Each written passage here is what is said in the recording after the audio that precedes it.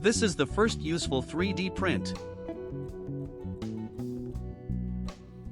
It's a display cover for my tower fan. It's printed in Polyterra PLA. This cover will block the light from the display at night. Please subscribe if you like it, thanks. Here's the second useful print. The horizontal offset from the part is 0.75 mm for better support removal. This is a knob for my sunshade. The original disappeared one day. This turns a lot better than nothing. Now I can fix the height of the sunshade without hurting my hands. Get commercial access to all my 3D files here to sell 3D prints. Also check out my design and engineering channel where I post many tutorials.